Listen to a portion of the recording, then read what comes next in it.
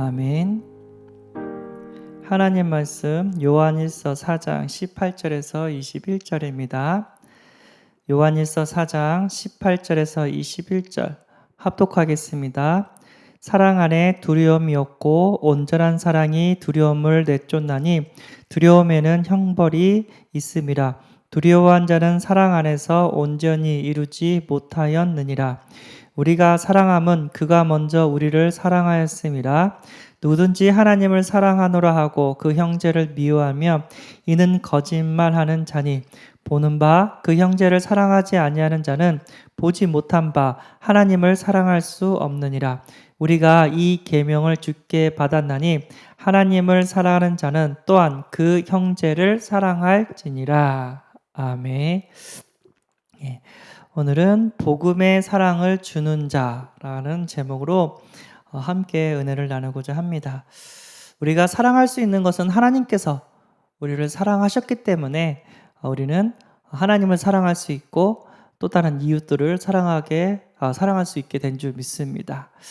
하나님은 우리를 구원코자 자기가 가장 사랑하는 독생자 예수 그리스도를 보내주셨고요. 예수님은 자신의 목숨을 버리고 십자가에서 죽으시고 부활하셔서 우리를 사랑해 주셨고요. 그리고 지금 성령님께서 구원 사역을 이루어가고 계십니다. 성령의 감화 감동이 아니면 예수님을 주로 시인할 수 없다고 얘기를 합니다. 그래서 성삼위 하나님은 우리를 사랑하시고 지금도 구원의 역사를 이루어가고 계신 줄 믿습니다. 저주와 재앙과 운명과 팔자에서 영원히 고통받고 지옥 갈 수밖에 없는 우리 인간에게 하나님께서는요 구원의 길을 주셨습니다. 이것은 하나님의 사랑인 줄 믿습니다. 오늘은 복음의 사랑을 주는 자가 되어야 됩니다. 복음의 사랑을 주는 자. 사도행전 2장 35절 범사에 여러분에게 모범을 보여준 바와 같이 수고하여 약한 사람을 돕고 또 주 예수께서 친히 말씀하신 바 주는 것이 받는 것보다 복이 있다 하심을 기억하여야 할지니라. 아멘. 예. 먼저 전도자들이 모범을 보였죠. 또 예수님께서 또 모범을 보이셨고, 그래서 우리에게 말씀하시죠. 주는 것이 받는 것보다 복이 있다. 예, 우리는 하나님의 사랑을 받았습니다. 예, 거기서 끝나는 게 아니라 이 하나님의 사랑을 전할 수 있는 복이 있는 사람이 되어야 될 줄 믿습니다. 우리는 어떤 사람이 되냐? 사랑의 복음을 전달하는 자, 사랑의 기도 배경이 되어주는 자, 사랑의 섬김, 헌신을 하는 자가 되어야 될 줄 믿습니다. 사도행전 3장 6절에 베드로가 뭐라고 했냐면 은과 금은 내게 없거니와 내게 있는 이것을 내게 주노니 나사렛 예수 그리스도의 이름으로 일어나 걸으라. 그래서 성전 미문에 있는 안진뱅이에게 돈을 준 것이 아니라 나사렛 예수 그리스도의 이름으로 생명을 줬습니다. 그래서 안진뱅이에서 일어나고 그 육신의 질병에서 구원받고 또 성전에 가서 하나님께 기뻐 찬양하고 감사할 수 있는 그런 사람이 되었습니다. 그래서 우리가 이 복음을 전해줘서 운명과 사주팔자에 고통받고 있는 영혼들을 살려내야 될 줄 믿습니다. 요한복음 21장 15절에서 17절 예수님께서 베드로에게 3번 물어봤죠. 네가 나를 사랑하느냐? 그래서 내가 주를 사랑하나이다. 그때마다 주님께서는요 내 어린 양을 먹이라 라고 얘기를 합니다. 세 번째 이르되 요한의 아들 시몬아 내가 나를 사랑하느냐 하시니 또 사랑한다고 고백했을 때 내 어린 양을 먹이라. 내가 진짜 예수님을 사랑한다면 예수님께서 말씀하신 어린 양을 사랑해 줘야 될 줄 믿습니다. 그 어린 양에게 복음을 전해 줘야 됩니다. 그래서 최고의 사랑은 복음을 전해주는 사랑. 어린 양이다 보니까 이제 불신자도 될 수 있고 새가족도 될 수 있지만 렘넌트 우리 후대들에게 이 복음의 사랑을 전해줘야 됩니다. 그래서 최고의 자녀 사랑은요 복음을 전해주는 것이 최고의 자녀 사랑입니다. 뭐 공부도 시키고 뭐 먹이기도 하고 입히기도 하고 재우기도 하고 중요하죠. 그런데 이 복음을 우리 렘넌트들에게 전해주는 것이 최고의 사랑이 된 줄 믿습니다.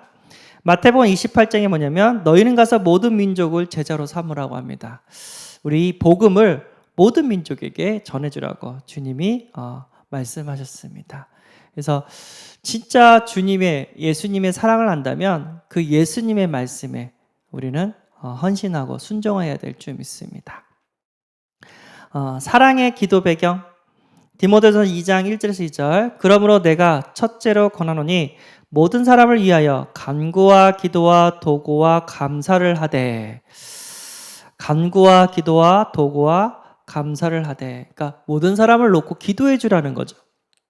그리고 임금들과 높은 지위에 있는 모든 사람을 위하여 하라. 우리가 모든 경건과 단정함으로 고유하고 평안한 생활을 하려 함이라. 그러니까 지도자들이 실수하면 국민들이 고통을 받을 수밖에 없습니다. 그래서 그 지도자들을 놓고도 기도를 해주라고 얘기를 합니다. 그래서 기도의 배경이 되라고 하죠. 믿는 자의 기도의 배경, 목회자의 기도의 배경, 우리 렘넌트들의 기도의 배경 중요하죠.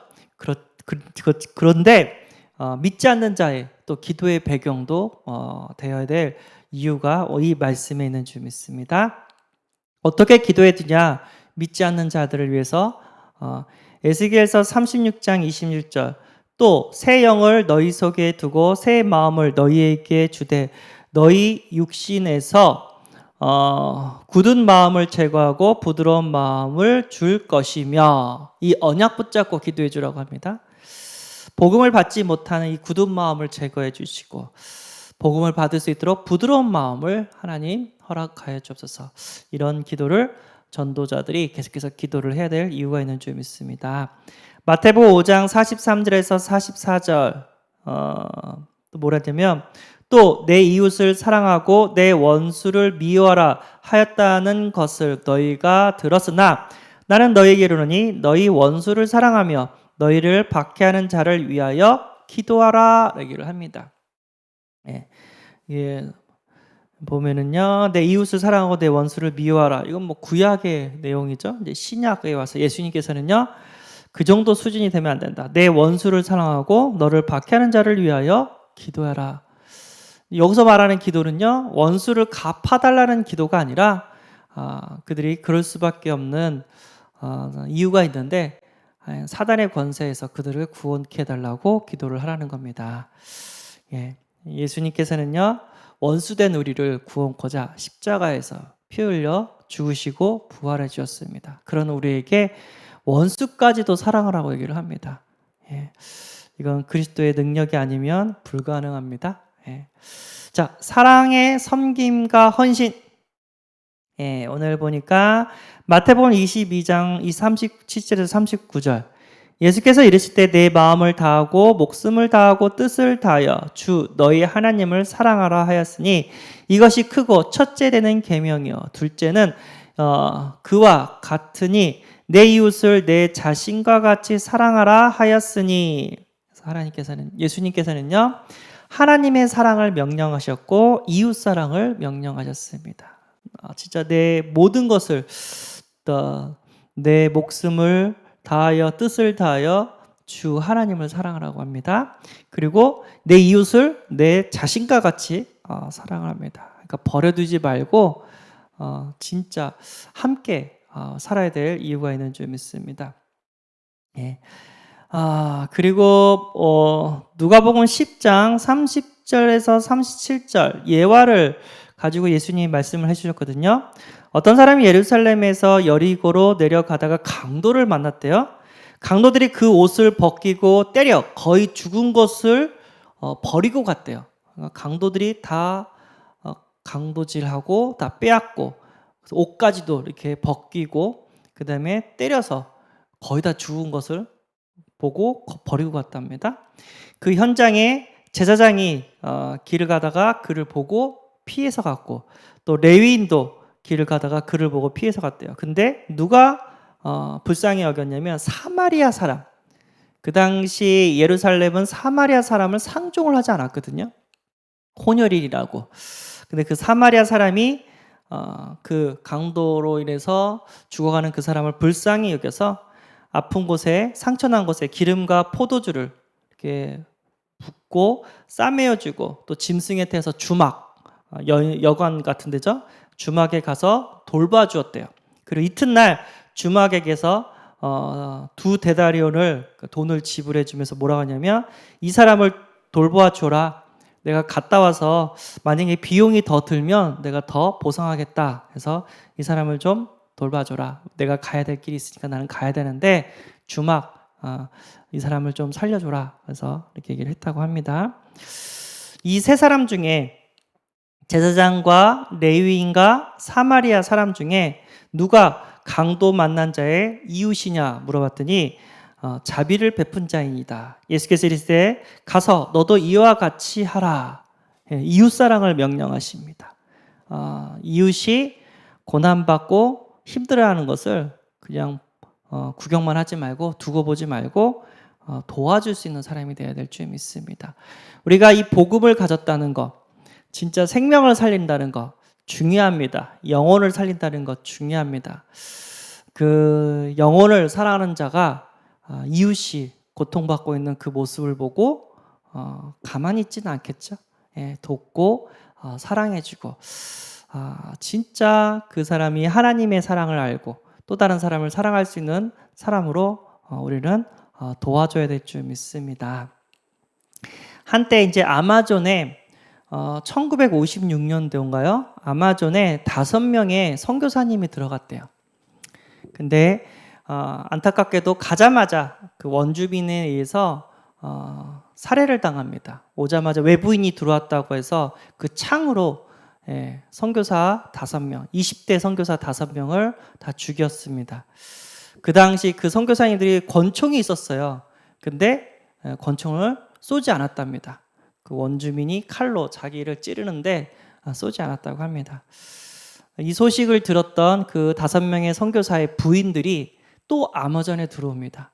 그 중에 한 명은 아들이 있었대요. 그래서 8살 된 그 아들을 또 같이 들어왔다고 합니다.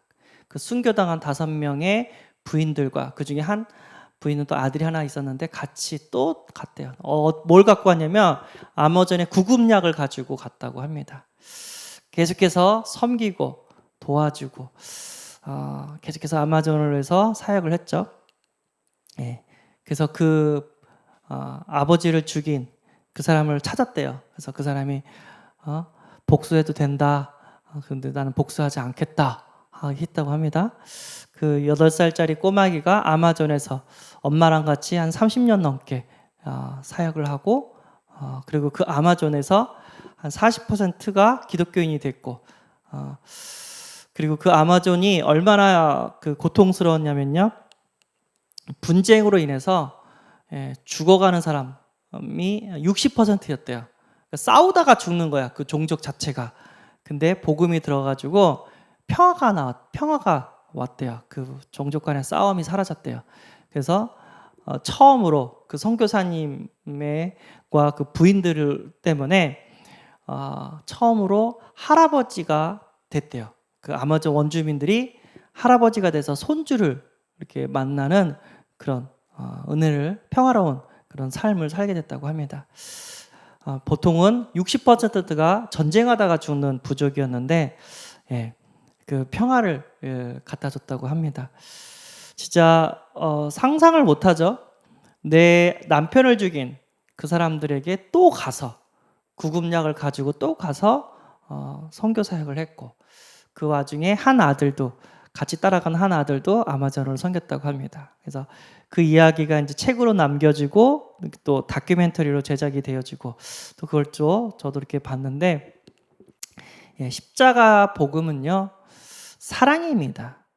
사랑으로 전하는 거예요. 우리가 교회에 부흥시키려고 전도하는 게 아닙니다. 그 사람의 인생을 불쌍히 여겨줘서 그 인생을 살리기 위해서 헌신해 주는 것이 십자가의 사랑인 줄 믿습니다. 우리의 전도는 구원의 길 전해주는 그런 게 아니라 십자가의 사랑을 실천하고 그들을 섬기고 기도해주고 그들을 살려주는 복음인 줄 믿습니다. 전도인 줄 믿습니다. 기도하겠습니다. 하나님 아버지 감사합니다. 사랑을 받은 자, 사랑을 나누어 주는 자로 우리를 불러주심에 감사합니다. 지금도 이 복음이 없어서 저주와 재앙 가운데 고통받고 있는 237 5촌 족속 우리와 관계된 현장에 많은 불신자들이 있습니다. 하나님이 그들에게 이 십자가의 사랑을 전할 수 있도록 우리가 이웃을 사랑하게 하여 주옵소서. 우리 주 예수 그리스도의 이름으로 기도합나이다. 아멘. 하늘에 계신 우리 아버지여, 이름이 거룩히 여김을 받으시오며 나라의 임하옵시며 뜻이 하늘에서 이룬 것 같이 땅에서도 이루어지리라. 오늘날 우리에게 일용할 양식을 주옵시고 우리가 우리에게 죄 지은 자를 사하여 준 것 같이 우리 죄를 사하여 주옵시고 우리를 시험에 들게 하지 마옵시고 다만 악에서 구하옵소서. 대개 나라와 권세와 영광이 아버지께 영원히 있사옵나이다. 아멘.